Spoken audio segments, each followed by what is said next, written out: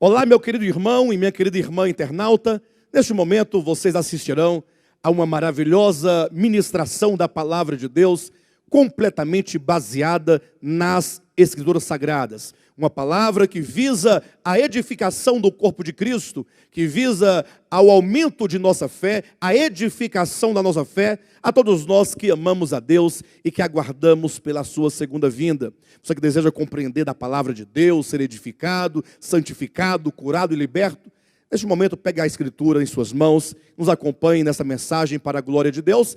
Não se esqueça que no final você pode inclusive compartilhar com seus amigos essa mensagem, pode sinalizar com um joinha aqui embaixo do seu vídeo e mesmo tecer os seus comentários em o nome de Jesus.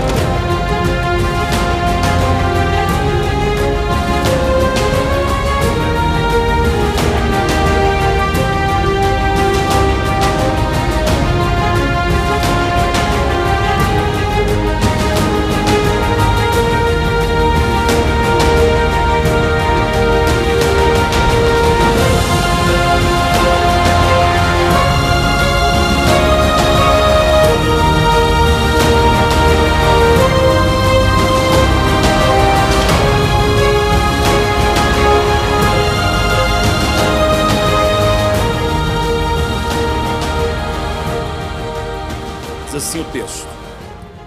Era necessário, portanto, que as figuras das coisas que se acham nos céus se purificassem com tais sacrifícios, mas as próprias coisas celestes ou celestiais com sacrifícios a eles superiores. Porque Cristo não entrou em santuário feito por mãos, figura do verdadeiro, porém no mesmo céu, para comparecer agora por nós diante de Deus, e nem ainda para se oferecer a si mesmo muitas vezes, como o sumo sacerdote cada ano entra no Santo dos Santos com sangue alheio. Ora, nesse caso seria necessário que ele tivesse sofrido muitas vezes desde a fundação do mundo. Agora, porém, ao se cumprirem os tempos, se manifestou uma vez por todas para aniquilar pelo sacrifício de si mesmo o pecado, e assim como aos homens está ordenado morrer uma só vez, vindo depois disso o juízo, assim também Cristo, tendo se oferecido uma vez para sempre, para tirar os pecados de muitos, aparecerá a segunda vez, sem pecado, aos que o aguardam para a salvação. Bem, na semana passada nós conseguimos abordar com bastante propriedade a questão do tabernáculo, né? O apóstolo que escreveu essa epístola, ele vai insistir nessa questão desde o início do capítulo 9, acerca do tal tabernáculo, do qual o santuário Jesus entrou por nós, tendo obtido eterna redenção.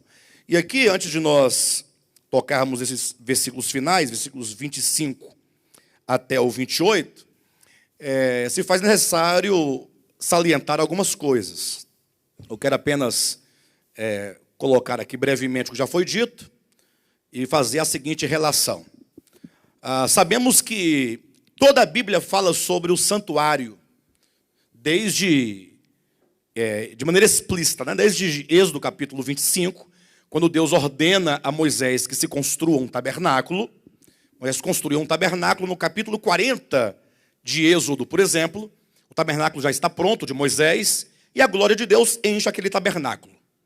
Daí para frente, a história da Bíblia nos mostra como que o tabernáculo se torna o centro de toda a economia veterotestamentária. O que isso significa? Todo o propósito de Deus, revelado e dado, entregue ao povo de Israel, tem como centro a figura do tabernáculo com os serviços sagrados que ali ocorriam diariamente. As ofertas, os sacrifícios, todas aquelas oferendas, os ritos, enfim, as festas, o sábado, tudo girava em torno do santuário. Esse santuário ele veio a se tornar posteriormente o Templo de Salomão. Então, depois que o povo de Israel entrou na boa terra de Canaã e deixou de ser um povo nômade, porque enquanto no deserto, por 40 anos, eles não ficavam fixos. Eles ficavam caminhando no deserto. Então, eles não podiam construir no deserto um santuário fixo. Então, quando o povo entra na boa terra de Canaã e se estabelece, então tem todo um período de muitas guerras, de muitas batalhas, até que em Salomão, no tempo do rei Salomão, é que a terra de Israel tem de fato um pouco de paz. Porque até então era guerra atrás de guerra. Quando eles entraram, veio o tempo dos juízes, depois dos juízes vieram o tempo dos reis, e mesmo no tempo dos reis, primeiramente com Saul, depois com Davi, foi tempo de muita guerra. Davi foi um homem de muita guerra. Salomão foi um homem de paz. Era um homem que não guerreava, que fazia acordo de paz com todas as nações possíveis, né? Então, no tempo de Salomão, ele torna obsoleto o santuário feito por Moisés e constrói o templo. Então, o templo é o mesmo santuário, só que agora construído fixamente na terra de Canaã, mais propriamente em Jerusalém. Esse templo ele foi destruído na era quando o povo de Israel foi levado para o cativeiro. No caso, as duas tribos, Judá e Benjamim, foram para o cativeiro babilônico. Jerusalém foi sitiada, e foi tomada, e foi queimada, e o templo destruído. Temos que 70 anos depois eles regressam do cativeiro e eles reconstroem o templo. No caso, a reconstrução se deu no tempo pós-exílico por Josué e Zorobabel. Não Josué, lá auxiliar, o servidor de Moisés, mas eu me refiro a outro Josué, o sacerdote, e juntamente com Zorobabel, eles reconstroem o templo, que por volta ali dos meados do último século antes de Cristo, ele vai ser restaurado por Herodes, que é o mesmo templo que Jesus entra, ali no capítulo 2 de João, por exemplo, para a purificação. Ele expulsa os cambistas, tal, e que é o templo que foi destruído no ano 70 da era cristã, que hoje não tem mais templo lá em Jerusalém. Entenderam? Bem, santuário de Moisés, seja o templo de Salomão, o templo reconstruído por Zorobabel, ou o templo restaurado por Herodes, ou o templo em que Cristo entrou e limpou, purificou o templo, ou o templo destruído em Jerusalém, tudo isso se refere a uma única ideia acerca da vontade de Deus de se ter um santuário, um tabernáculo. Acontece que o povo de Israel, eles não entenderam a verdade acerca do santuário. Para eles, o santuário era, de fato, um santuário. Isso porque toda a influência que eles sofreram no Egito, depois a influência que sofreram depois em Babilônia, legaram a eles uma compreensão equivocada acerca de santuário. Isso porque todos os deuses criados pelos homens, ou inventados pelos homens, ou que sejam deuses, entidades espirituais, que inspiraram homens para fazerem deuses para si, todos eles têm essa ideia de um santuário, a casa, uma habitação do Deus tal. Então, em todo o mundo pagão, em todos os tempos, essa ideia de se construir um santuário para tal ou tais deuses é uma questão mesmo comum em toda a história. E o povo de Israel, portanto, influenciado pela cultura egípcia, assíria, babilônica, acabaram por entender, ou acabaram por não compreender, que quando Deus pediu que se fizesse um santuário, jamais foi intenção do eterno, do verdadeiro, do Criador, que o homem fizesse para ele um santuário. Alguém pergunta assim, pastor, mas isso parece um pouco estranho, porque se Deus, eterno, Criador, não quer um santuário, por que mandou Moisés fazer um santuário? Por que depois Salomão fez um santuário? Por que posteriormente, o próprio Jesus entra nesse santuário feito por Salomão, reconstruído por Zorobabel e tal, e ele diz, não façais da casa do meu pai casa de negócios.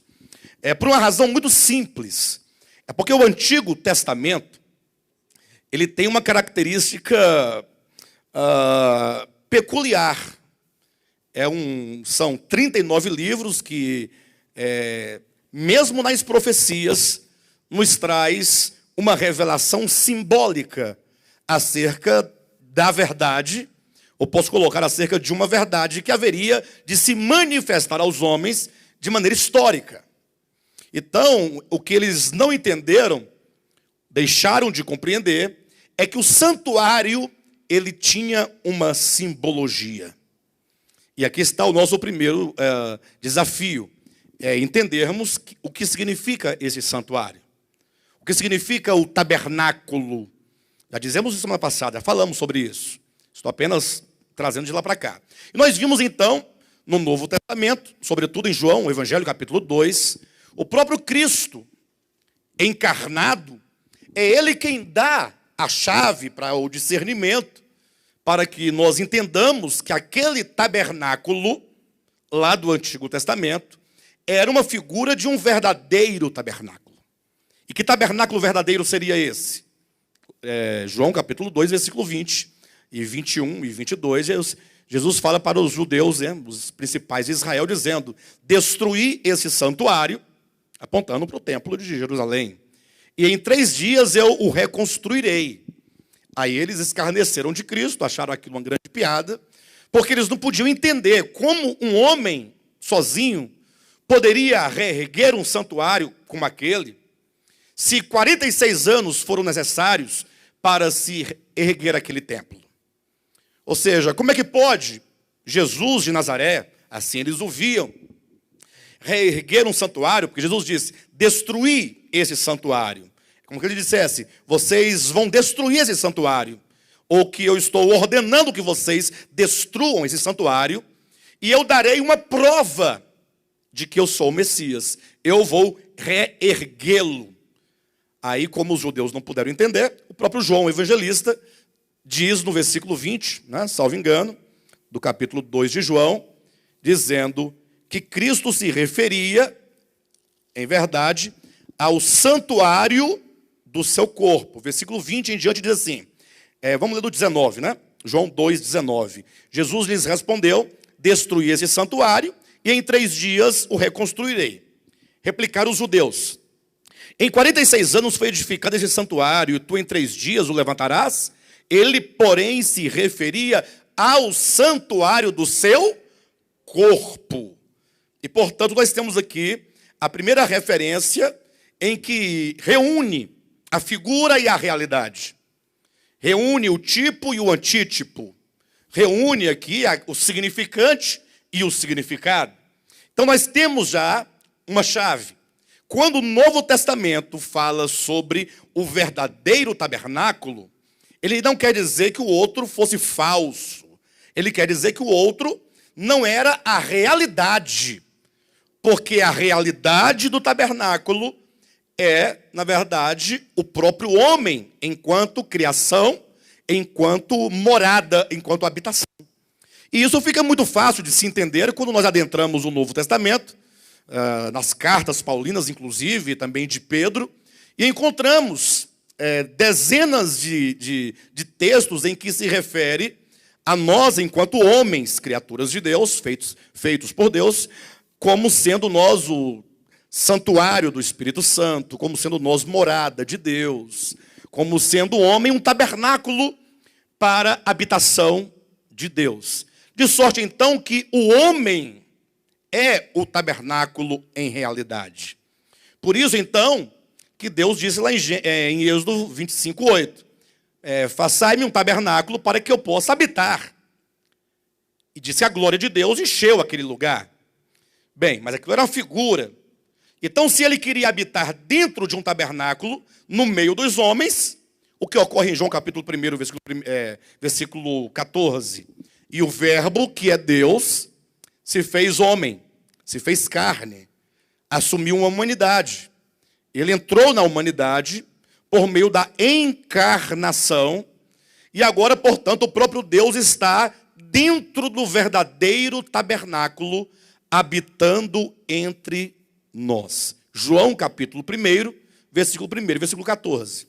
Até aqui fica claro para os irmãos essa questão? Agora, com qual objetivo veio Cristo ao mundo? Com qual objetivo Deus se faz homem?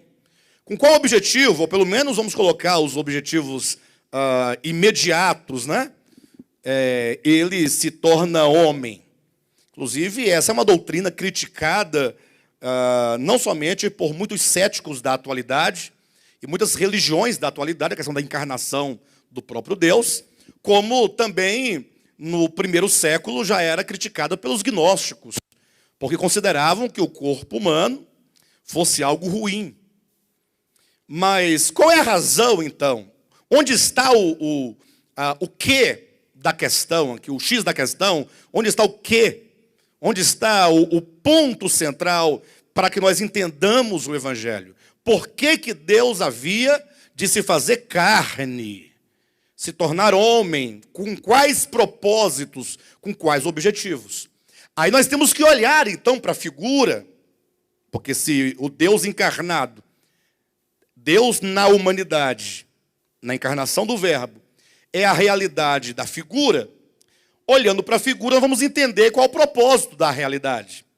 Ora, o tabernáculo, ou que seja o santuário, o templo, desde Moisés até o tempo de Cristo, enquanto centro da economia veterotestamentária de Deus, ele estava ali com o propósito de ensinar aos homens a salvação de Deus para a humanidade, ou para o homem.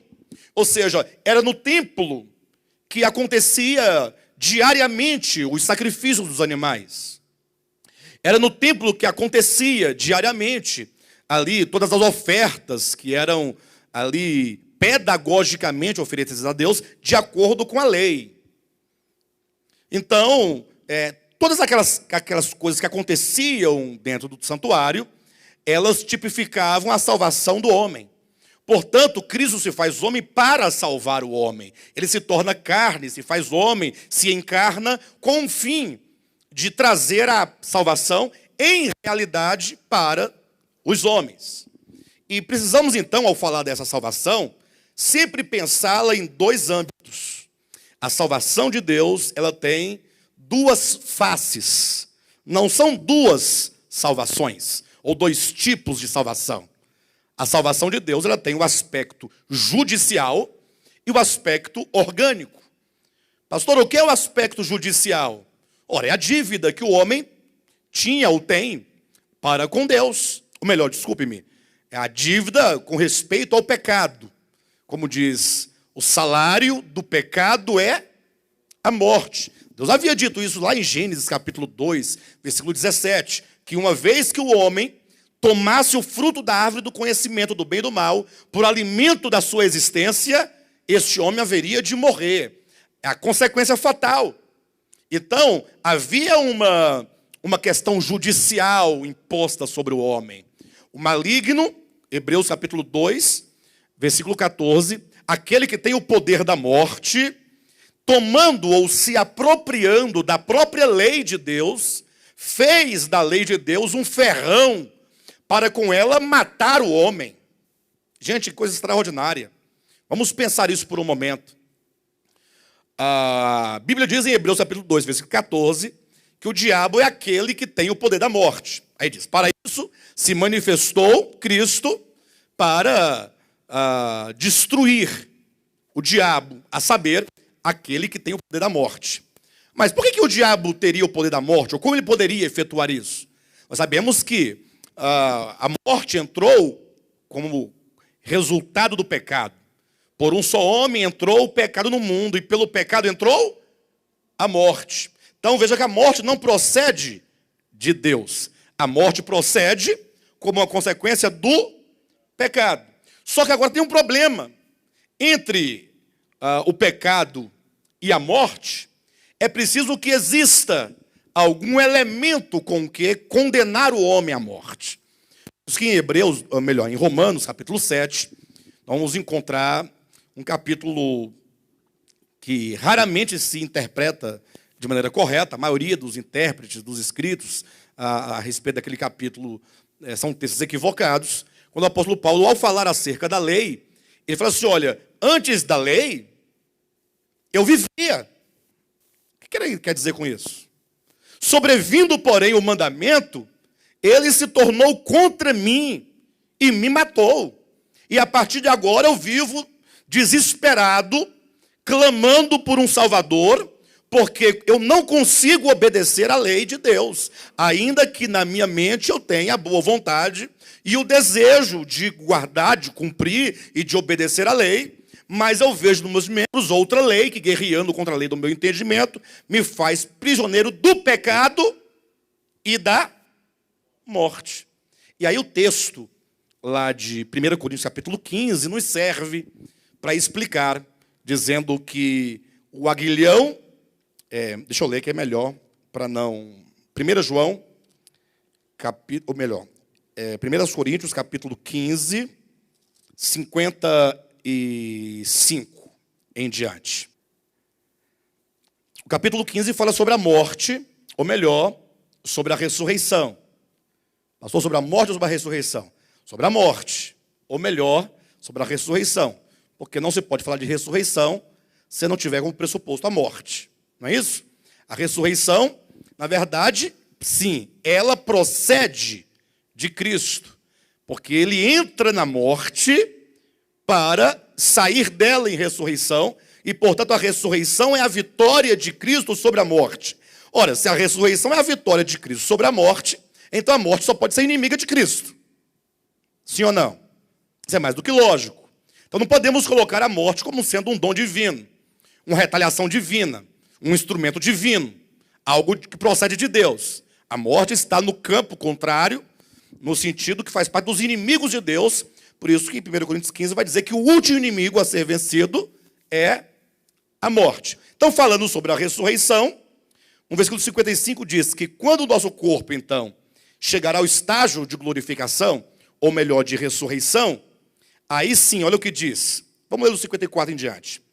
E quando este corpo corruptível se revestir de incorruptibilidade, e o que é mortal se revestir de imortalidade, então se cumprirá a palavra que está escrita: tragada foi a morte pela vitória. Então, a morte será vencida completamente quando nós, os santos, chegarmos ao estágio de um corpo ressuscitado e, portanto, incorruptível e imortal. 55. Onde está, ó morte, a tua vitória? Agora começa o brado de vitória, como que os santos daqui, já ressuscitados, já livres da morte, agora fala, né, o cântico da vitória, perguntando: onde está, ó morte, a tua vitória? Onde está, ó morte, o teu aguilhão? O aguilhão da morte é o pecado, e a força do pecado é a lei. Então, como é que o homem vem à morte, ou chega à morte? Como diz, o aguilhão da morte é o quê? É o pecado. Então, o pecado é que mata o homem. O que mata é o pecado. O aguilhão do pecado é a morte. Então, o pecado ele vem como um aguilhão, ou como morte para dentro do homem. E a força do pecado está onde? Na lei. Então, é por isso que aquele que tem o poder da morte, a saber, o diabo, tomando do mandamento, apropriando-se da lei, agora ele simplesmente impõe sobre o homem esse domínio. Abra novamente lá em Hebreus, só que no capítulo 2, e veja o versículo 14 e 15. Visto que os filhos de Deus têm participação comum de carne e sangue, desses também ele igualmente participou. Olha a encarnação de Cristo aqui. É a encarnação de Cristo ou não é? Visto, pois, que os filhos de Deus têm participação comum de carne e sangue, desses também ele igualmente participou. Ou seja, Cristo, o verbo de Deus, participa também de carne e sangue. Então ele se faz carne. Com qual objetivo? Para que por sua morte destruísse aquele que tem o poder da morte, a saber, o diabo. Então, quando Cristo morria na cruz, e o diabo, então, se levantava com suas hostes contra Cristo, matando-o, não sabia o maligno que Cristo viera para este propósito, para, por meio de sua morte, destruir aquele que tem o poder da morte. E de que maneira pode acontecer isso? Por uma questão judicial. Ele veio sem pecado. E tomando o pecado de nós todos sobre si, ele agora vai efetuar o pagamento. Como é que o diabo é destruído? Eu pergunto para os irmãos, vamos pensar um pouco. E não tenha medo de pensar, tá bom? Não tenha medo de pensar. O problema dos grandes, ou pelo menos dos tidos por grandes filósofos da humanidade, eles erraram na sua filosofia porque não pensaram. O que parece um paradoxo. Porque parece que o filósofo ele pensa. Mas quando você pensa a partir dos seus paradigmas, dos seus pressupostos já estabelecidos, você não está pensando. Você está refletindo as suas próprias convicções. Pensar é quando você é capaz de colocar em xeque aquilo que você já tem por verdade. Aí você está pensando, de fato. Se você ficar ruminando aquilo que você tem por verdade sua vida inteira, você não está pensando a verdade, não está buscando a verdade. Então não tenha medo de questionar, mas considere comigo. Pensa aqui essa questão do diabo. Quando Cristo morreu, olha a pergunta que eu vou fazer para vocês. E ele ressuscitou. Aqui diz que, eu vou ler e faço a pergunta. Para que por sua morte destruísse aquele que tem o poder da morte, a saber, o diabo. Então, quando é que o diabo ele é destruído? Na ressurreição. E o diabo está destruído? É aí onde nós temos que pensar. Então, essa destruição aqui não está se referindo à destruição eterna do maligno. Quer dizer que o único argumento que o maligno tinha a seu favor para exercer domínio sobre os homens com a morte, para impor o medo e a angústia da morte dentro dos homens, como no capítulo 2 de Hebreus diz, no versículo 15, e livrasse todos os que, pelo pavor da morte, estavam sujeitos à escravidão por toda a vida. Então, a única coisa que o maligno tinha era o quê? A dívida. A dívida, ou seja, se este homem, se essa criatura viveu, ou procedeu em desarmonia com Deus, e eu, maligno, também vivo desde minha queda em desarmonia com Deus, então se eu for banido da vida, é certo que todos também devem ser banidos. E ele vai se apropriar da própria lei, enquanto sendo a lei a força do pecado. É aquilo que dá nome ao pecado, é aquilo que torna o pecado transgressão. Vocês entendem o que eu estou dizendo? Entendem? Eu citei Romanos capítulo 7. Quando fala, vindo o mandamento é de Deus, não é do diabo. Certo? Vindo o mandamento, pelo mesmo mandamento, então eu morri. O mandamento, sobrevindo o mandamento, me matou e eu morri. Ou seja, porque o mandamento, a lei, é aquilo que vai olhar para a justiça de Deus, a bondade de Deus, e vai olhar para o pecador, e vai fazer a comparação. Fala, não, você está em desarmonia. O que impõe a condenação não é a lei? O juiz não pode condenar alguém, pelo menos teoricamente falando, senão pela aplicação da própria lei. Então o maligno se apropria daquilo que é bom. Por isso que Paulo vai perguntar em Romanos capítulo 7, por acaso o bom se me tornou numa coisa má? Olha a pergunta dele. Então nós vamos entender isso quando lá em 1 Coríntios 15 é dito que a força do pecado é a lei. E o aguilhão da morte, do pecado, é a morte. Então pecado, morte e lei funcionam como um sistema. Bem, em suma, para vocês entenderem, o salário do pecado é a morte. Pronto. Então, quando Cristo vem no verdadeiro tabernáculo, ele vem para nos salvar, primeiramente, do problema judicial, da dívida. Havia uma dívida, e essa dívida tinha que ser paga, e, portanto, o Filho de Deus vem voluntariamente pagar essa dívida. E, portanto, a esse aspecto da salvação, nós chamamos de salvação judicial, redenção judicial. É quando, por meio do pagamento da dívida, todo aquele que crer no Evangelho, a saber, no Espírito do Evangelho, no Espírito de Cristo, todos eles que assim creem, eles têm os seus pecados perdoados, porque a dívida está paga. Então o fato está resolvido. O primeiro problema está resolvido. Nossos pecados estão perdoados. Para isso ele entrou no santuário. Para ele ser o santuário. Para ele ser a oferta. Para ele ser o sumo sacerdote. Tudo o que acontecia no templo, em figura, ocorre no templo em realidade. Sendo o Cristo encarnado a realidade de tudo isso. Do templo, que seja o tabernáculo, da oferta, do serviço sacerdotal, tudo converge na pessoa dele. Então, judicialmente, nossa dívida está paga. Mas existe um fator, um segundo fator, o outro lado da moeda, se assim podemos dizer, usando um termo do vulgo.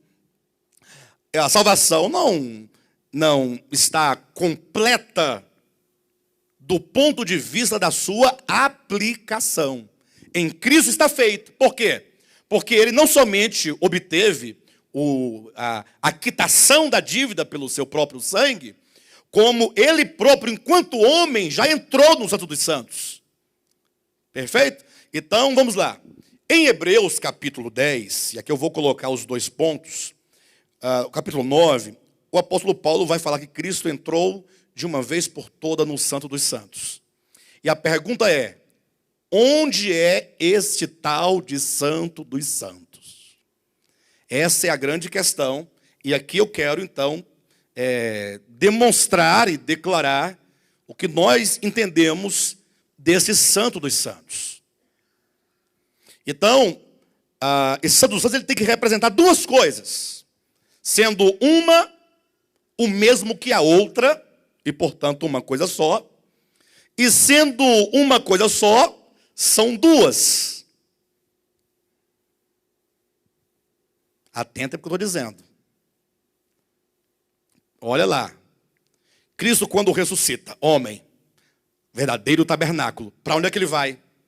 Ele não é assunto aos céus? Esses céus não são céus literais? Ou não? Ele não ascende? Não é assunto aos céus? Não é dito que ele se assenta à direita de Deus o Pai? Não é? Lógico que se assentasse à direita. Tudo isso está para as ideias humanas, porque Deus não tem direita nem esquerda, não tem frente nem trás. Porque Deus ele enche todas as coisas. A ideia de espaço só está para o homem, não está para Deus. Deus transcende o tempo e o espaço. Deus não é relativo, Deus é absoluto. Mas na linguagem, nós temos que entender que ele é assunto, ele sai dessa dimensão e entra nos céus e passa agora a interceder por nós.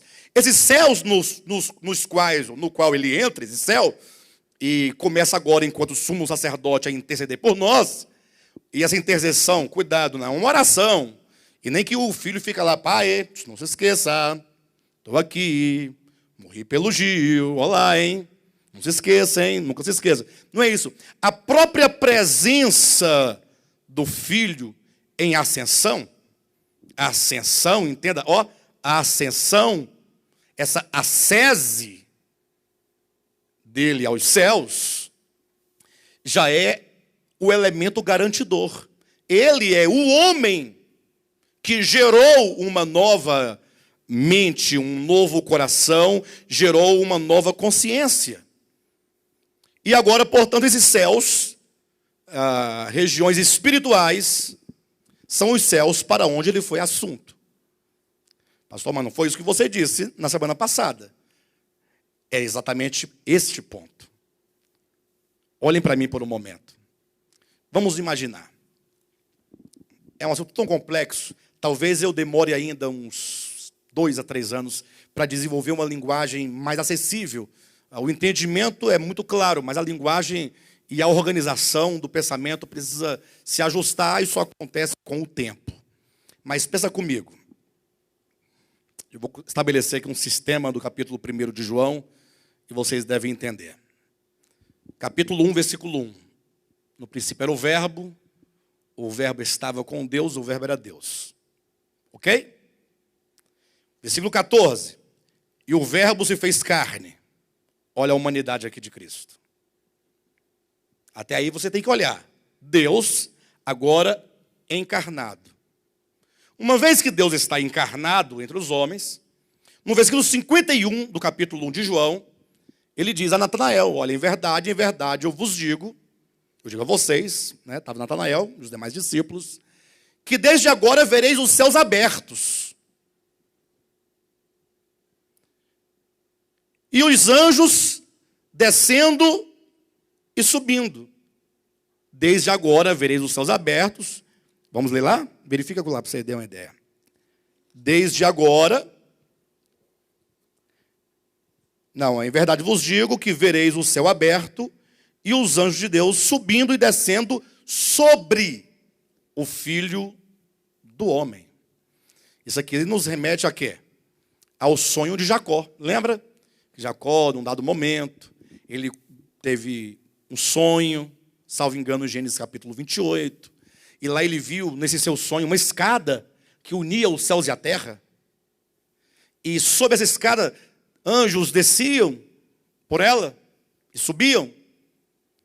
Agora em João capítulo 1 eu encontro Deus que se faz carne, e ao se fazer carne ele diz que ele é a escada que une os céus e a terra. O que significa que céus e terra foram feitos para ser um. Embora céu seja céu e terra seja terra, são dois. Mas o que une céus e terra, ou melhor dizendo, o que separou céus e terra. Irmãos, desde a queda de Lúcifer, e lembrando também da queda do homem, que os céus, e eu me refiro aqui à habitação não caída, e terra, enquanto habitação caída, estão divorciados, desde a queda do homem.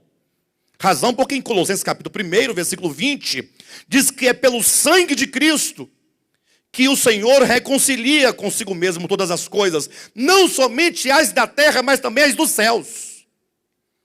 Ou seja, céus e terra precisam de reconciliação, porque o pecado fez essa separação. O homem caído está desligado dos céus. Mas como poderia o homem na terra estar ligado aos céus, se não por meio de um lugar dentro do homem, chamado espírito humano, regiões celestiais, nas quais Deus pode não somente habitar, mas governar este homem. Por isso, quando o verbo que é Deus se faz carne, se faz homem, ele faz essa junção novamente de céus e terra, tornando-se ele o elo que une os céus e a terra, e agora o trânsito está livre para anjos descerem e subirem, o que significa essa plena reconciliação. Pastor, então, quando ele entra nos céus, no Santo dos Santos, ele entra para comparecer diante de Deus por nós, aspecto judicial. Regiões de fato celestiais. Porém, quando é dito que ele também entra no Santo dos Santos, representa quando aquele homem gerado no ventre de Maria alcança a sua ascensão enquanto humanidade, chegando a ser homem perfeito. Ou seja, quando o sacerdote saía, passava pelo átrio, entrava no santo lugar e chegava até a glória de Deus no Santo dos Santos, lá no Antigo Testamento. Agora, este homem, Jesus, no tabernáculo perfeito e verdadeiro, também ele passa por esse processo, esse caminho de conduzir a humanidade, a sua humanidade, à plena glória de Deus no Santo dos Santos. Isso só acontece com Jesus de Nazaré, o homem, filho de Maria, depois da sua ressurreição. Porque até antes da sua ressurreição, pense comigo, nasceu um menino de Maria, não nasceu? Quem dava vida àquele menino era o próprio Cristo. Sim, mas nasceu um menino. Aquele menino nasceu no tempo. Ele é temporal. Nasceu há 2000 anos. Nasceu em Belém. Criado em Nazaré. E, como diz Hebreus 5, 9, 5, 7, 8 e 9, a humanidade do Filho, a humanidade foi sendo aperfeiçoada. A humanidade. Não pense em pecado, mas pense numa humanidade que ele recebe de Maria, que está sob os efeitos do pecado. Pastor, mas quando você fala assim, eu penso que Jesus tinha pecado. Ora, basta você olhar para uma flor. Tem coisa mais singela do que uma flor? Ela não peca, não tem pecado. Mas ela está sob o efeito do pecado, por isso ela perece. Então o corpo que Cristo recebe de Maria é uma humanidade que precisa de aperfeiçoamento. Tanto é que é um corpo mortal, um corpo corruptível, um corpo que vai passando por muitos sofrimentos, até chegar no limite do sofrimento e entrar na morte. Quando ele sai da morte, aí sai agora o novo homem. Não é o novo Deus, é o novo homem. É o homem novo.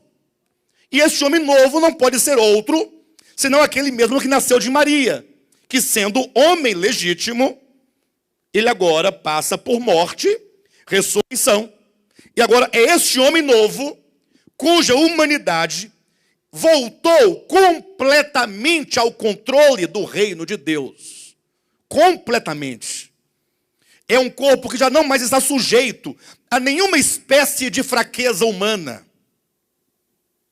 É um corpo que atingiu o ápice. É um homem que atingiu o ápice desse tabernáculo, o Santo dos Santos.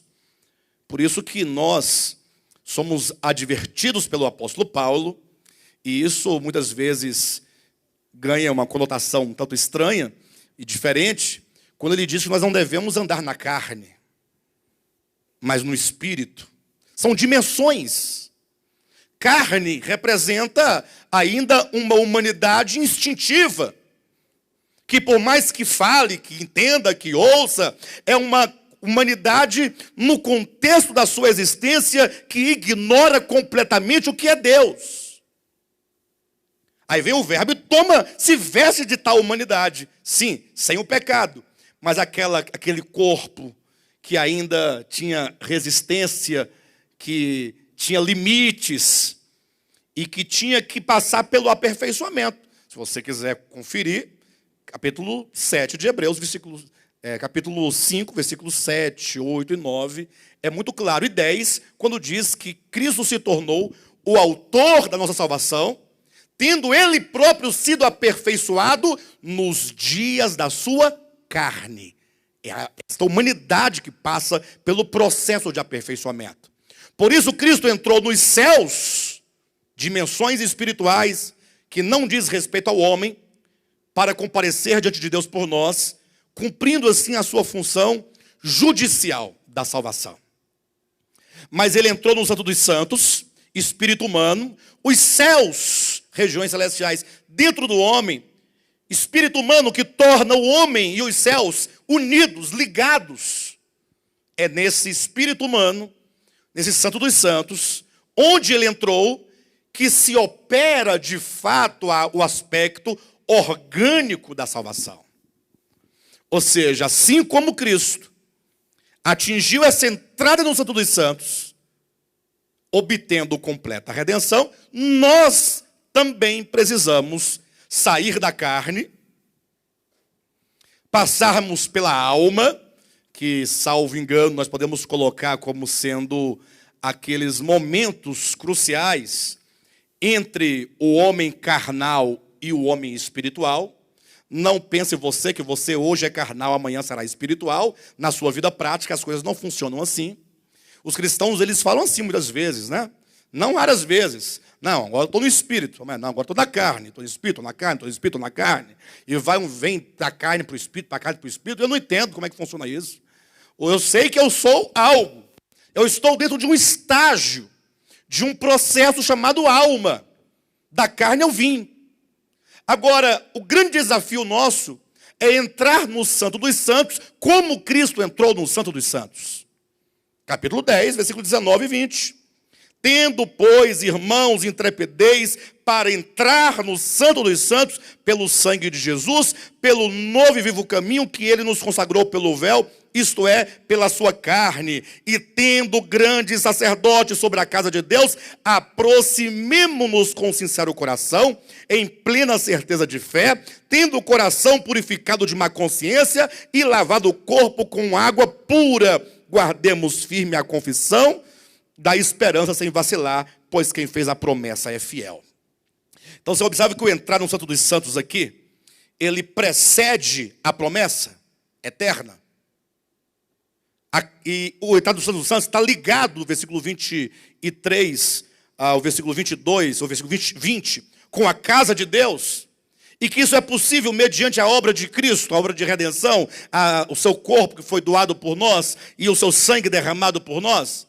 Então nós somos convidados agora a seguir os passos de Cristo e também a adentrar o Santo dos Santos. É até estranho, porque quando a gente pergunta isso, as pessoas caem em si. Mas assim, você é um cristão? Sim. Você ama Jesus? Sim. Tudo que você mais quer é o quê? Viver plenamente em Deus. Então, bora lá. Vamos realizar isso. Andar no Espírito pode ser um conceito, mas um conceito que, na sua prática, ele resulta em amor, paz, alegria, longanimidade, benignidade, mansidão, domínio próprio, fidelidade. Vamos lá. Está feito o desafio para o crente acerca desse tal Espírito, cujo fruto são esses que eu coloquei aqui, cujo fruto são esses. O fruto é único, que se manifesta como amor, paz, alegria, tal. Está feito o desafio. Você pode chegar, é lógico, você vai encontrar centenas de pessoas que dizem, não, eu amo no Espírito, eu tenho, o que eu mais tenho é amor, paz, alegria, longanimidade, eu tenho tudo isso. Você vai encontrar centenas de pessoas. Mas o problema é quando ele se esbarra com Tiago, a epístola, ou se esbarra com a primeira epístola de João, que ambos vão dizer, olha, se você diz que está na luz e odeia seu irmão, você é mentiroso, no caso de João. Ou seja, para de falar bobagem. Você fala, mas na hora H mesmo, eu não quero saber se você diz que ama. Eu quero ver você manifestar o amor, e o amor se manifesta por uma doação de si mesmo ao mundo. O amor nada pede, nada cobra, nada exige, nada requer. Amor é pura doação, e doação do seu melhor. Não é doar R$1, não. Não estou falando nem de dinheiro especificamente, a princípio. Deus amou o mundo. Isso é uma assertiva. De tal maneira, temos aqui uma proposição adverbial que intensifica esse amor. Então, puxa, que amor, que maravilha. E aí? Se parasse por aqui, eu ia ficar desconfiado dele. Mas eu também amo o mundo de tal maneira. Não, mas que deu. Olha, doação. Esse conceito de amor, enquanto doação do seu tudo, do seu melhor, está dentro da epístola de 1 João. Pastor, mas agora nós estamos fadados. Calma. A verdade é que nos liberta. E, portanto, a verdade que no momento você tem que conhecer é que vida religiosa é um grande engano, porque trazem as capas e as máscaras da hipocrisia para que você não veja o que você é. A verdade nos desnuda, ela nos despe completamente de tudo isso e nos faz enxergar que nós estamos num processo, desculpe-me a palavra, mas não, essa é a melhor, né, num processo de, vou mudar a palavra, de ascensão. Nós estamos sendo assunto aos céus. Cristo foi assunto aos céus, não foi? Nós estamos sendo assunto aos céus. A ascensão de Cristo não é meramente que ele subiu. Ele subiu para os céus, está lá. Sim, mas e agora? Não, agora que todos os seus discípulos, eles caminham pelas mesmas pegadas e têm o mesmo destino. Portanto, a ascensão é para nós também. Então, o fato é que em qual estágio nós estamos? Átrio, santo lugar, santo dos santos. Santo dos santos é a entrada do homem na sua plenitude. É a ascese que o homem completa depois da sua longa trajetória. Em que lugar você está? Átrio, santo lugar, santo dos santos, corpo, no caso da carne, alma ou espírito. São simbologias, mas que nos permitem entender que nós estamos talvez no estágio intermediário. Olhar para o Santo dos Santos, olhar para o átrio. Olhar para o espírito, olhar para a carne. Essa é a sua experiência. Talvez muito mais próximo da porta de acesso ao átrio, à carne, do que do véu que nos conduz ao Santo dos Santos. Mas num santo lugar. Processo de santificação. Os irmãos entendem que Cristo entrou nos céus, mas entrou no Santo dos Santos, que é do espírito humano, quando a humanidade dele fica plenamente perfeita. Entendem isso? São esses os dois aspectos da redenção que se cumpre no verdadeiro tabernáculo que Deus edificou, construiu, erigiu, e não o homem. Agora, vamos continuar então. Foi só uma breve revisão, e pela densidade do assunto, nós vamos ter que falar isso ainda umas 347 vezes, ou mais. É denso. É denso. É tão denso que, no primeiro momento, soa-nos como uma grande heresia. As grandes verdades sempre foram heresias para aqueles que não haviam iniciado ainda a sua ascensão. Um dos grandes hereges para a humanidade do tempo de Cristo foi Cristo. Foi considerado um grande herege. Paulo foi tido por um grande herege. E muitos homens da história são tidos por isso. Continuando, capítulo 9, diz assim, versículo 24. Porque Cristo não entrou em santuário feito por mãos, figuras do verdadeiro, porém no mesmo céu, para comparecer agora diante de nós por Deus. Aspecto judicial. Nem ainda para se oferecer a si mesmo muitas vezes, como o sumo sacerdote cada ano entra no Santo dos Santos com o sangue alheio. Ora, neste caso, seria necessário que ele tivesse sofrido muitas vezes, desde a fundação do mundo. Agora, porém, ao se cumprir os tempos, se manifestou uma vez por todas para aniquilar pelo sacrifício de si mesmo o pecado. E aqui nós estamos entrando nos pontos cruciais. Atenção. Veja que ele entrou nos céus para comparecer diante de Deus por nós. E esse é o aspecto judicial. A ascensão de Cristo, a sua retirada deste mundo terreno, constitui-se agora a sua entrada, aí só posso falar em termos humanos, e por isso bíblicos, assentado à direita do Pai, enquanto o nosso intercessor. Isso é judicial. Pecados apagados, removidos, perdoados eternamente, pela obra redentora, judicial de Cristo. Agora veja que como o apóstolo Paulo ele mistura as coisas. Versículo 26. Ora, nesse caso quer dizer, se você quiser comparar a obra de Cristo com a obra que os sacerdotes do Antigo Testamento faziam, lá não tinha efeito. Lá tinha que matar um cordeiro, um bode por ano. Falando do dia da expiação, né? Um bode por ano. E por que no ano seguinte matar outro bode? Porque aquele sangue daquele bode, o sacrifício, não serve, aquilo lá é apenas uma figura, é uma pedagogia, para você entender algo. Calma.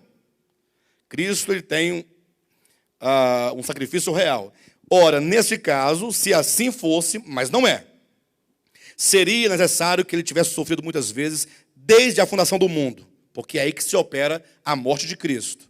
Agora, porém, ao se cumprir os tempos, se manifestou uma vez por todas. Então, o que ocorreu no tempo foi o quê? A manifestação da morte que ocorreu desde a fundação do mundo. Se manifestou uma vez por todas para aniquilar, pelo sacrifício de si mesmo, o pecado. Tem que parar aqui, não posso continuar.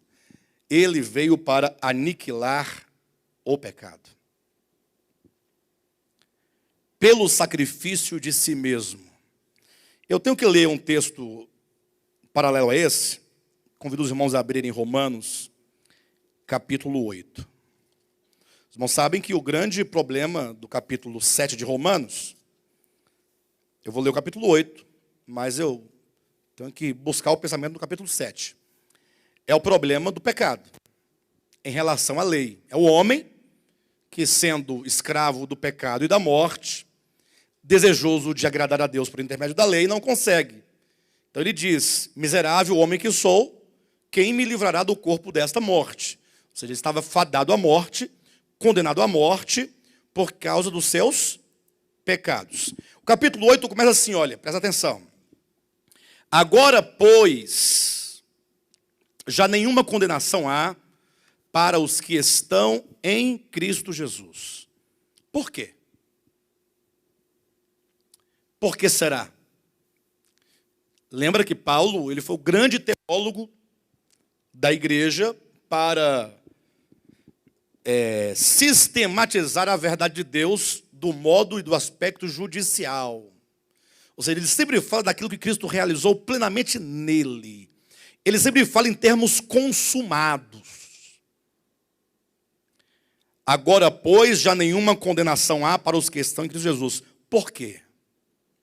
Porque a lei do Espírito da vida em Cristo Jesus te livrou da lei do pecado e da morte. Isso é um fato ou não é um fato? Paulo diz que vai te livrar, que a lei do Espírito ainda vai te livrar. Não, te livrou. Aí eu pergunto, e aí? Você já está livre do pecado? É a pergunta. Quem está livre do pecado, levanta a mão. Livre, livre, livre, livre, livre, livre. Completamente livre. Gente, nós estamos tratando de discussões milenares, viu? Isso, os pais da igreja discutiam isso já no segundo século da era cristã.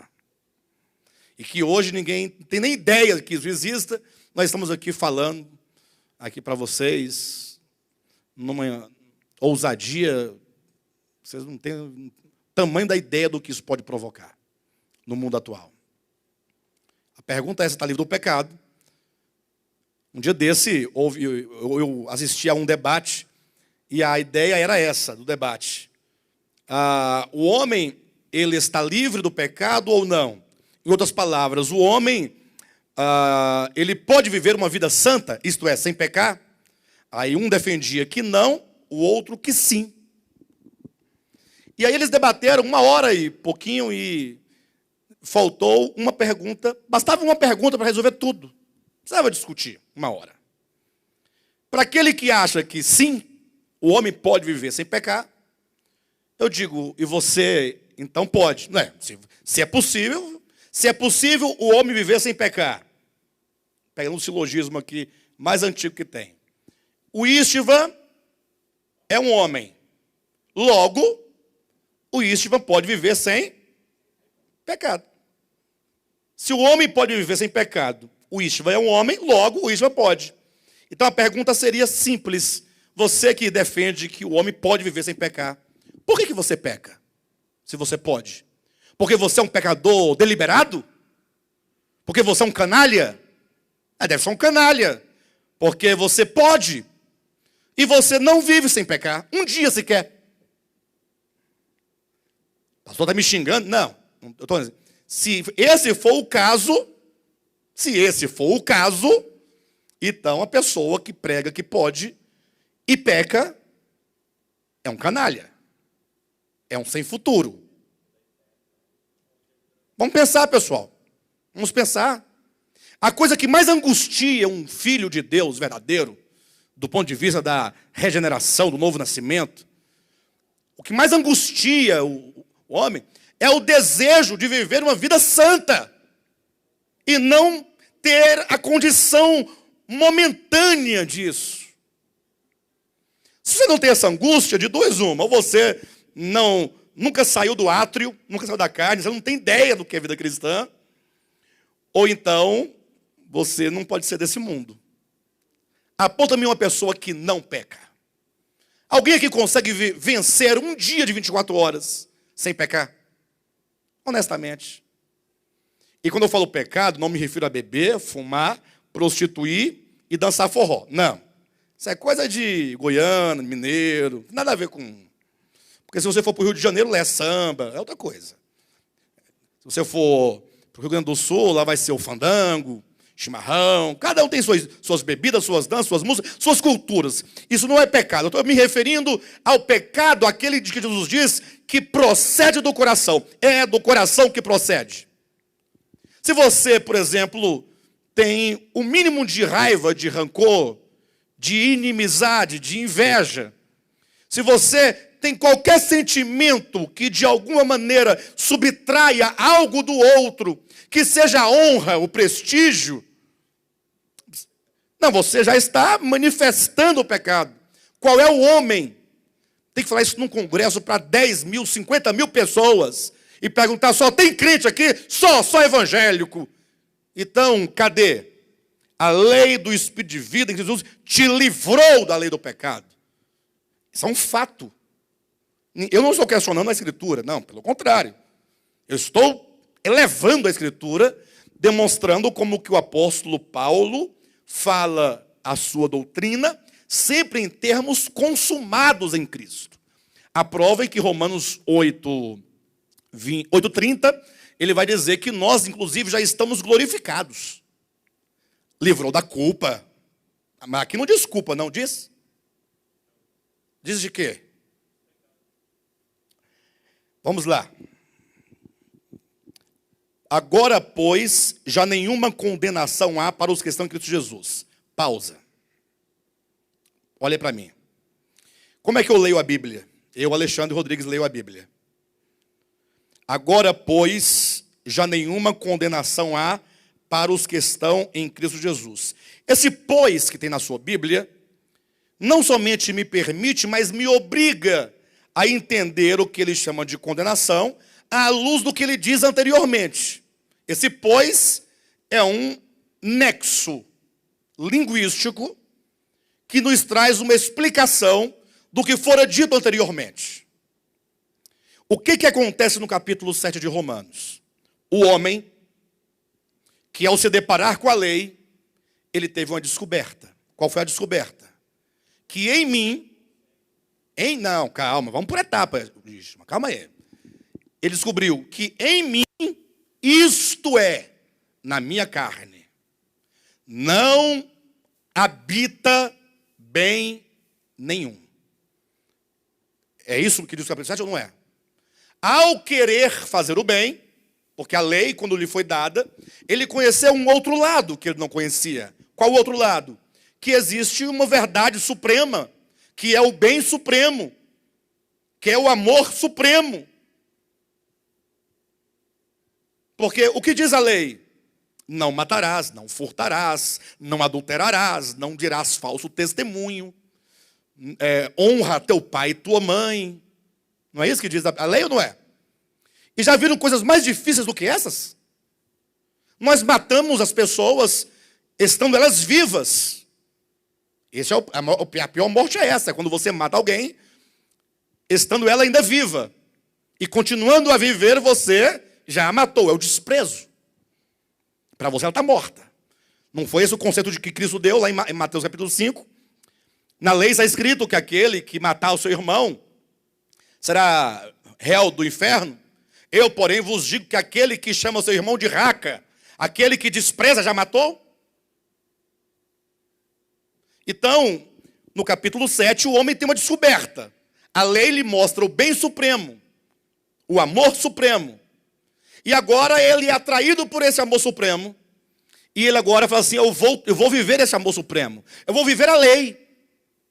E eu vou agradar a Deus. Ao tentar, eu estou parafraseando, porque você pode ler o capítulo 7 inteiro. Ao querer fazer o bem, ao querer, encontro dentro de mim uma outra lei, que guerreia contra a lei do meu entendimento. E essa lei que está nos meus membros, chamada a lei do pecado e da morte. Certo? Me ajuda aí. Eu vou ler para você. Eu vou ler 21 em diante. Então, ao querer fazer o bem, encontro o quê? A lei. Que lei é essa? De que o mal reside em mim. Porque no tocante ao homem interior, tenho prazer na lei de Deus, mas vejo nos meus membros outra lei, que guerreando contra a lei da minha mente, me faz prisioneiro do pecado que está nos meus membros. Eu pergunto, esta lei do pecado aqui, é a culpa ou é uma lei que me obriga a pecar? Por que a Bíblia chama o pecado de a lei do pecado e da morte? Por que a lei do pecado? Quem sabe responder? Hein? Por que a lei do pecado? O que é a lei do pecado? Para você entender a lei do pecado, entenda a lei da gravidade. Por exemplo, se eu soltar esse celular aqui ao chão, o que vai acontecer? Melhor, soltar ao chão não, se eu largar ele aqui, onde ele está, o que vai acontecer?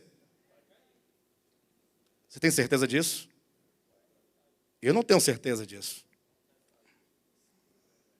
Pessoal, se eu soltar, ele vai cair? E se não cair?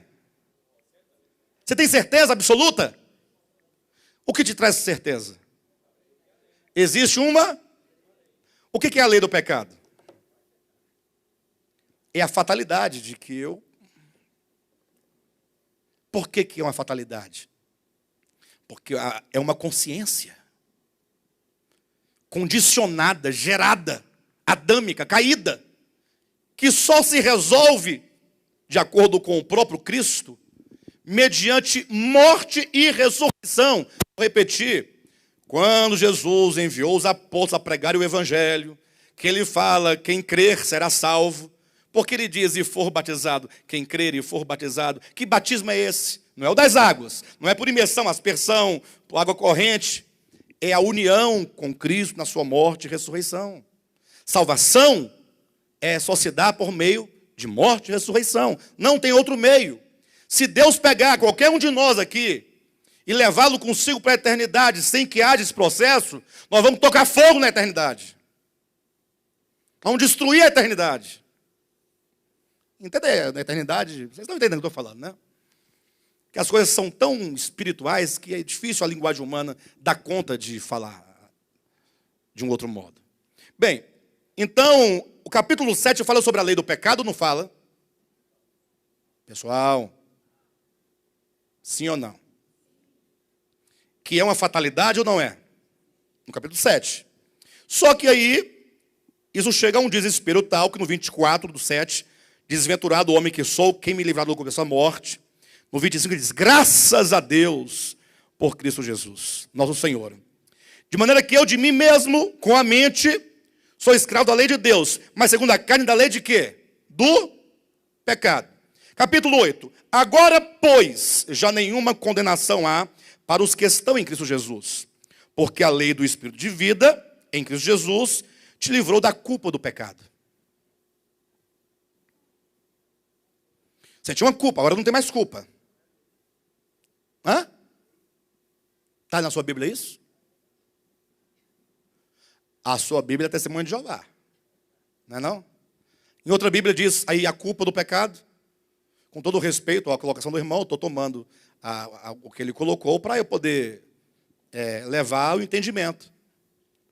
Ou seja, se no capítulo 7 diz que o que me obrigava a pecar era a lei do pecado, no capítulo 8 é dito que a lei do Espírito de vida me livrou desta lei que me obrigava a pecar. E não da culpa, é da lei. Te livrou da lei do pecado e da morte. Veja, Romanos 8, na sua Bíblia, versículo 3. Porquanto, o versículo 3 vai explicar essa questão da libertação da lei do pecado. Porquanto, o que fora impossível à lei, olhem para mim, o que fora impossível à lei. O que foi impossível. A lei tinha um propósito, só que para ela lhe foi impossível. A lei dizia, não faça, não faça, não faça, faça, faça, faça, não é isso? A lei diz o que não deve fazer, o que deve fazer. Qual era o objetivo dela? Levar o homem à vitória sobre o pecado, sobre a lei do pecado. Tornar o homem santo, justo e bom, como a lei é santa, justa e boa. Porquanto o que for impossível à lei, no que estava enferma pela... O que significa a lei estava enferma pela carne? Ou seja, ela ficava fragilizada, fraca, fraca, fraca, diante da carne do homem. Ela ficava rouca de gritar, não faça isso, você vai para os quintos dos infernos. Mas a carne velha, ela não está nem aí, ela atropela meio mundo. O que uma carne velha não faz para destruir a vida de uma pessoa? Alguém que já destruiu a vida de alguém? Deixa eu ver as mãos. Diz que uma vez um certo irmão, ele morava na China. E ele sabe que a cultura chinesa é muito rigorosa, né? O que nós temos de relaxado, eles têm de rigor. O chinês é tremendo. O japonês, aquele povo do olho puxado. E aí, esse irmão, certa ocasião, recebeu de uma outra região distante, na sua própria casa, recebeu a sua mãe. Era um irmão muito conceituado. E recebeu a sua mãe na sua casa. Era uma mulher nova. Ele era muito jovem. A mãe dele também era jovem, bonita. Ele acolheu na sua casa e tudo bem. E aí ele ia para as reuniões, a mãe dele não ia.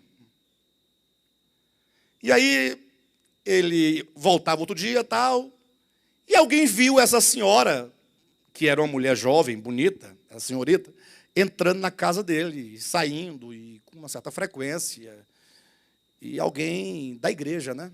E aí resolveu dizer para o irmão o seguinte, olha, você sabia que o irmão Watmani está com uma mulher na casa dele? Não, isso não. Qualquer coisa menos isso. Watmani não. Você não sabia? Pois eu vi. Aí esse outro irmão que recebeu a notícia, correu para o outro e falou, você sabia o que eu não sabia, que o fulano me disse, agora estou sabendo, quero falar para você? O que é? O Watmani está com uma mulher dentro da casa dele? Morando? Não, morando. Vê como vai se estendendo, aumentando as conversas. Daqui a pouco estava toda a igreja olhando para o Watmani. Aí resolveram reunir o conselho para tratar do problema. Aí ele não sabia do que se tratava, porque essas coisas as pessoas não falam para a pessoa, falam para as outras pessoas. Aí queremos tratar de um problema grave, de adultério, está comprovado, várias pessoas viram o senhor. Eu? Adultério, sim. Ou de prostituição, não posso definir agora. O fato é que você está com uma mulher dentro da sua casa. Eu? Está ou não está? Ele, estou. Ah, então você confessa, né? Então você confessa. Confessar o quê?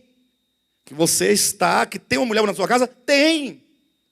Então você está confessando. O que eu estou confessando? Que você está vivendo uma vida de impureza, de pecado. Não. Não posso confessar isso, não é verdade. Mas como não? Não tem uma mulher na sua casa? Tem. E como é que não está pecando? Mas é minha mãe. Sua mãe. E por que você não disse antes? Ah, mas ninguém me perguntou nada. Eu pergunto, agora como resolver esse problema? Chega na igreja e fala, irmãos, era a mãe dele. Resolveu? Essa conversa já está tão longe. Não tem como você recolher o que você espalhou. Você destruiu a vida de uma pessoa, embora ela não esteja destruída. Mas você destruiu. Quando eu perguntei se você destruiu, é porque a coisa mais frequente é esse tipo de coisa. E aí o irmão, autor dessa situação, se eu não estiver misturando duas conversas aqui, que são conversas tão antigas, testemunhos antigos, mas se eu misturar duas conversas, a ideia vai ser a mesma, não vai alterar o sentido. O irmão originário da conversa ficou tão arrependido que chamou o irmão e falou: irmão, eu quero te pedir perdão. Ele falou assim: olha, você está perdoado. Agora, eu preciso lhe ensinar uma coisa. Para você entender o que você fez. Ele falou: o que é? Aí ele falou assim: tal dia você vai comigo em tal lugar. Em tal dia, estavam lá os dois lá, o irmão com um saco grande, cheio de coisa, fechado. Ele olhou aquele saco desse tamanho. Aí subiram num prédio bem alto, alto, mais alto possível. Lá em cima, ele abriu uma janela, pegou o saco, abriu, cheio de penas, e soltou. Falou assim: mas o que você está fazendo? Não, estou fazendo o que você fez. Agora você desça e recolha todas as penas, sem faltar nenhuma. Foi isso que você fez. Não tem como você recolher tudo da mente das pessoas depois que você emite um juízo sobre aquela pessoa. Vocês entenderam? Então, essa é a verdade. A carne velha, ela é terrível. E às vezes nós destruímos a vida de pessoas a quem nós dizíamos amar mais. Acredita? A quem nós dizíamos admirar mais. Destruímos a vida a quem nós somos devedores, às vezes, da nossa própria ascensão na vida humana. Pais, irmãos, enfim. O que for impossível à lei, no que estava enferma pela carne, está falando de culpa ou está falando de condição humana? Isso fez Deus enviando seu próprio Filho em semelhança de carne pecaminosa e no tocante ao pecado. E com efeito condenou Deus na carne o pecado. Como foi que Cristo condenou na carne o pecado? Quando ele, depois de ter vivido na carne, sem nunca ter cometido um pecado, tomando o pecado de nós todos, levou essa carne à cruz e a crucificou, e a destruiu. A carne só se resolve se for destruída. A lei é santa, é justa, é boa. A lei é tremenda, a lei enquanto mandamento de Deus. Tudo que a lei santa de Deus diz, o que chamam de decálogo, é bom. Agora, o problema é que esse ser bom não consegue resolver o problema orgânico do coração e da consciência e da alma humana. Não dá conta. Vou mudar a pergunta, vou fazer uma pergunta positiva. Quantos aqui já tentaram viver uma vida relativamente boa, saudável, e que, vez ou outra, está lá pensando que outra vez, rapaz, de novo, mesma situação. Ou será que eu sou um ET? Eu acredito que a nossa experiência é essa, não? Teoricamente, sim. O que é obras da carne que a irmã diz? Só para eu entender. Por exemplo, a irmã falou de prostituição, né? Talvez o nosso problema, o primeiro, é que nós talvez não saibamos o que é o pecado. Você chama de pecado um copo de pinga, um toco de cigarro, um cigarro de maconha, um forró, uma coisa. Não. Então, isso são coisas do ser humano, que por mais que não sejam pecado, muitas vezes o fato é que destrói a própria vida humana, mas espiritualmente não pode afetar o homem. Você acha que uma dose de pinga pode afetar o espírito humano, o coração humano? Pode colocar para fora o que está lá dentro. Que um bebo, pensa num bebo sem futuro.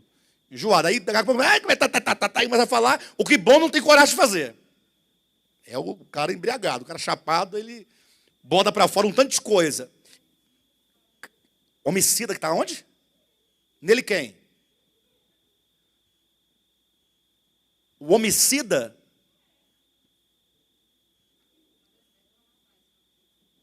que está no bêbado, ou seja, toda a pessoa bebeu, homicida.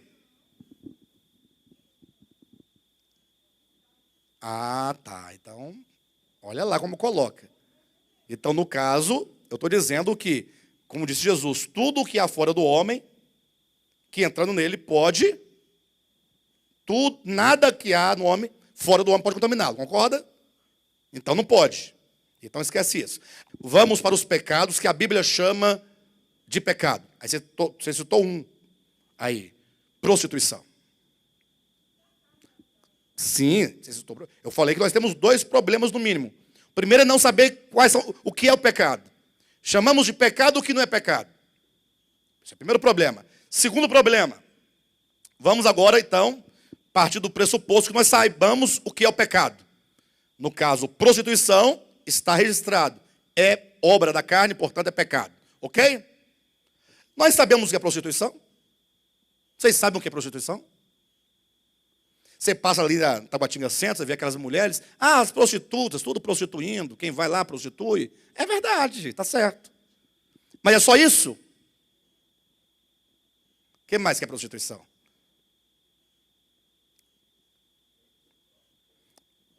Eu não estou nem aí para vocês. Vou falar uma coisa aqui. Imagine só que tem 2 jovens que se amam e estão lá, lutando, correndo, estudando, trabalhando, tal, namorando, se gostam. Aí eles têm uma relação sexual. Aí chamamos o quê? Prostituição. Não é? É ou não é? O costume da igreja, vamos falar de igreja, né? Por que é prostituição? Ah, porque não são casados. Ah, então o documento do cartório dá o direito de fazer sexo? Não sabia disso. Olha aí que na Bíblia diz isso. Ou que o véu de grinalda na igreja e os padrinhos, tudo mascarado lá, dá direito de fazer sexo? Então, todo mundo foi mascarado, vestiu de branco, paletó, gravata, gel no cabelo, o padre foi lá, o pastor abençoou. Agora tem direito de fazer sexo. Antes era pecado, agora não é, porque o pastor falou que agora pode. É isso? Foi o cartório, foi o padre, quem foi? O que dá direito de alguém fazer sexo, afinal? Quando une, então uniu deu direito de fazer sexo. O que dá o direito? Relação sexual é doação e completação. Se você tem uma relação com a sua própria esposa ou com o seu próprio esposo, se o que te atrai, o que te faz unir, o que te faz não for a doação do seu corpo, e vice-versa, a prostituição. Ah, eu sou casado no cartório, no civil e na igreja. Prostituição. Você está vendendo, comprando o prazer do outro. Ou às vezes roubando. Aí são 2 pecados, a prostituição e o roubo. É grave. Só que isso a igreja não fala, porque senão vai colocar o povo que se ama para namorar, e vai colocar o povo que estão casados para parar de namorar. Aí vai dar um problema. Não é? Não adianta só. Os casados pararam de namorar e os que... Você danou tudo, misturou tudo. Até que dia nós vamos ficar mentindo para as pessoas? Até quando? Para poder manter aquela faixa de igreja boa, santidade. Ó. E o pecado, velho, chega, está comendo solto, está só o oco lá dentro, roendo tudo, igual um cupim. Mas desde que estejamos com uma boa sensação, está tudo bem. Que bobagem é essa, gente? Prostituição é quando a mulher se nega a se relacionar com seu esposo, porque o esposo naquele mês não lhe deu a mesada. Ou não comprou o carro que ela queria. Aí quando recebe o bem que queria, aí peça uma pessoa doce, gostosa. Vem, meu amorzão, vem para mim. Mentirosa. É tudo na base da troca.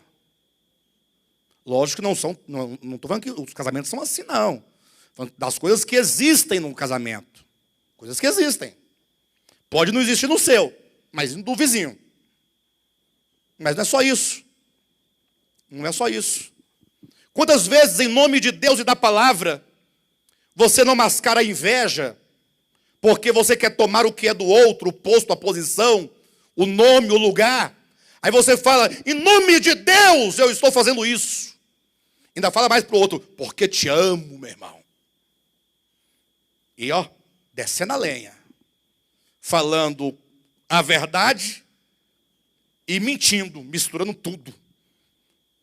A verdade cabe em todo lugar, nunca dói. Agora, quando entra a mentira, acredito que eu passei o ano passado foi um ano tão triste da minha vida, que eu sofri tanto com os meus próprios pecados, com os pecados que eu não cometi, que até a minha filha disseram que tinha saído de casa e morava já muito longe, não queria nem ver os pais. A minha filha Michele, que nunca dormiu uma noite fora de casa. Mas o que roeu de gente dizendo, daí para frente, não é brincadeira. Mas eu não nego. Sofri pelos meus pecados e pelos pecados que eu não cometi. Mas como é que faz isso? Em nome de quê? Em nome do amor a Deus e amor à obra. Mas qual é o germe?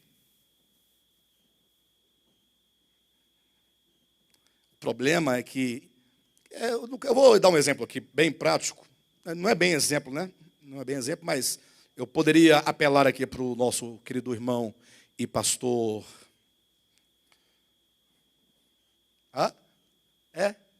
Judásio. Porque pastor sabe das coisas, né, pastor? Você é pastor de igreja, você sabe.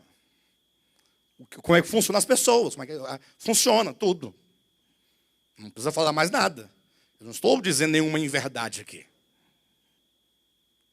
Vocês entendem? Gente, é tanta coisa, né? Esse estudo de hoje, eu vou te falar, viu? Vai dar o que falar. Mas vamos lá. O que for impossível à lei no que estava enferma pela carne, eu parei na carne, né? Ou carne velha. Enquanto nós não entendermos o problema dessa carne velha. Isso fez Deus. Aqui está falando da culpa do pecado? Só me respondam isso.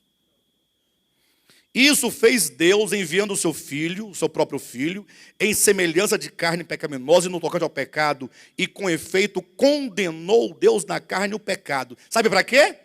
A fim de que o preceito da lei se cumprisse em nós. Olha como se inverte as coisas do Antigo para o Novo Testamento. No Antigo era a oração, ou a pessoa deveria praticar a ação da lei. Cumpra a lei. Você tem que fazer isso, a lei manda você fazer isso. Sujeito e predicado. Perfeito? Sujeito e verbo. Ação. O sujeito pratica a ação. Perfeito? Aí, de repente, quando vem Cristo, ele entrega o espírito de vida e diz que esse espírito de vida é que nos livra da lei do pecado, consequentemente da morte. E isso não foi possível à lei, porque ela era fraca, enferma, febril, que não dava conta de resolver o problema dessa carne, mas Deus foi quem resolveu. De que maneira? Enviando o seu próprio filho, semelhança de carne pecaminosa, e no tocante ao pecado, e com efeito condenou Deus na carne o pecado, para quê? A fim de que o preceito da lei se cumprisse. Nos tornamos agora agente da passiva. Nós estamos sofrendo a ação. Imagine só. A fim de que o preceito da lei se cumprisse em nós. Nós estamos, aqui nós somos um sujeito paciente, nós estamos sofrendo uma ação do Espírito em nós. Agora o preceito da lei se cumpre. Não sou eu quem o cumpre. Ele se cumpre em mim. Agora a minha vida liberta da lei do pecado é naturalmente uma vida que está em harmonia com a lei de Deus. Agora, mas volta a pergunta. a questão que está aqui quem aqui passou por esse processo aqui? Então, isso prova que Paulo está falando em termos judiciais. Cristo realizou isso. E isso aqui é nosso. Mas quando é que eu vou experimentar isso? Eu estou insistindo, existe um processo orgânico. Em Romanos capítulo 8 diz que Deus condenou o pecado. No capítulo 9 de Hebreus diz que ele manifestou de uma vez por todas para aniquilar o pecado.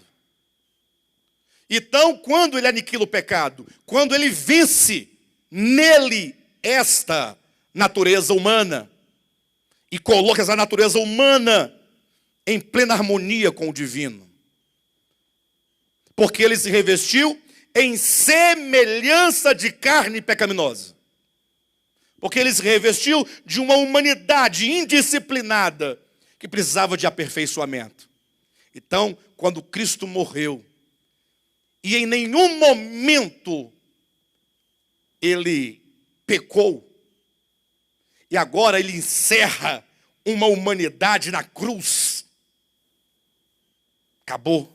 Quando sai do túmulo agora, completamente novo homem, o pecado não somente ele foi vencido, ele foi aniquilado pela sua morte. Isso é orgânico. Isso é salvação orgânica. E assim, como aos homens está ordenado morrerem uma só vez, vindo depois disso o juízo, assim também Cristo, tendo se oferecido uma vez para sempre, para tirar os pecados de muitos, aparecerá a segunda vez sem pecado aos que o aguardam para a salvação. E aqui Paulo faz um trocadilho tão bem trocado que é difícil de destrocar. Mas eu vou tentar aqui.